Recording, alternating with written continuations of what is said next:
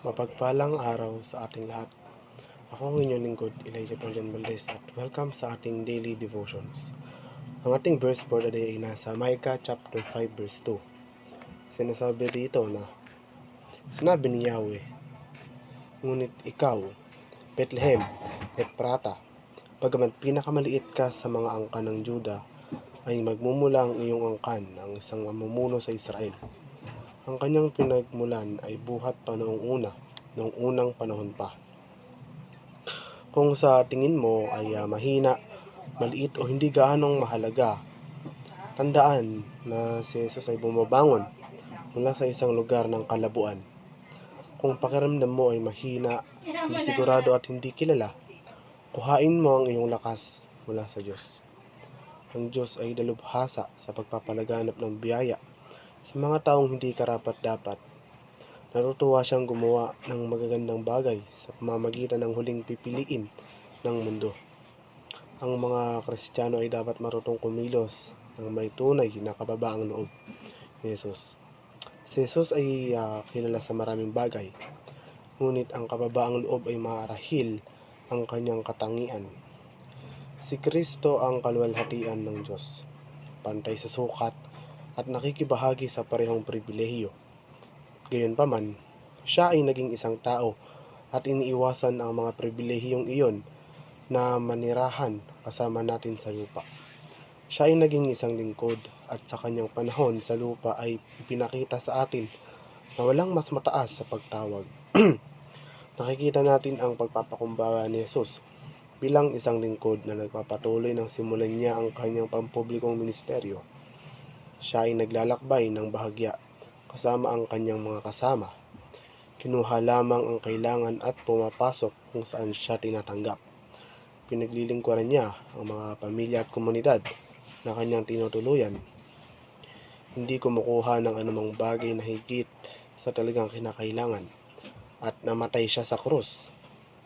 Ang pagkamatay sa krus ang pinakamahihiya at pinakamasakit na paraan para mamatay. Gayunpaman, pinili ni Jesus na magpakumbaba kahit na mamatay sa krus. Alam niya na ito ang tanging paraan para tayo ay mailigtas at mabigyan ng kaluwalhatian ng Ama. Ang pagsunod sa mapagpakumbabang pamumuno ni Jesus ay nangangahulugan ng pamumuno ng may pagmamahal, habag at puso ng isang alipin. Ang pamumuno ng lingkod ay isang diskarte sa pamumuno kung saan inuuna ng pinuno ang mga pangangailangan ng iba bago ang kanilang mga hangarin at kumilos bilang isang lingkod. Sa kasamang palad, marami ang nakaligtaan ng ideyang ito ngayon, kung saan ang pamumuno ay katumbas ng kapangyarihan at otoridad. Gayunpaman, si Jesucristo ang pinakahuling halimbawa ng tunay na pamumuno, at ang kanyang buhay at mga turo ay nagpakita kung gaano kahalaga ang mamuno ng may pagmamahal, habag at puso ng isang tagapaglingkod.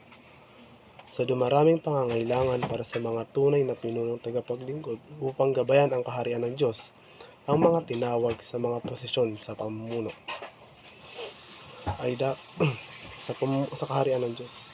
Ang mga tinawag sa mga posisyon sa pamumuno ay dapat umasa sa salita ng Diyos para sa patnubay. Ang pinakahuling pinunong tagapaglingkod ay sumusunod sa halimbawa ni Jesucristo. At itinuro rin ni Jesucristo ang kahalagahan ng paglilingkod sa iba. Ipinakita ni Jesus ang pamumuno ng lingkod sa pamamagitan ng paghuhugas ng mga paa ng kanyang mga disipulo, na karaniwang gawain ng pinakamababang lingkod sa isang sambahayan. Kahit na si Jesus ay Diyos sa anyong tao, siya ay nagpakumbaba upang paglingkuran ang kanyang mga disipulo. Ang gawain ito ay paglilingkod at nagpapakita ng kanyang kababaang loob at pagmamahal sa kanyang mga tagasunod. Itinuro ni Jesus ang kahalagahan ng paglilingkod sa iba. Muli, ako ang inyong lingkod, Elijah Paulian Valdez, at dito na nagtatapos ang aking daily devotions.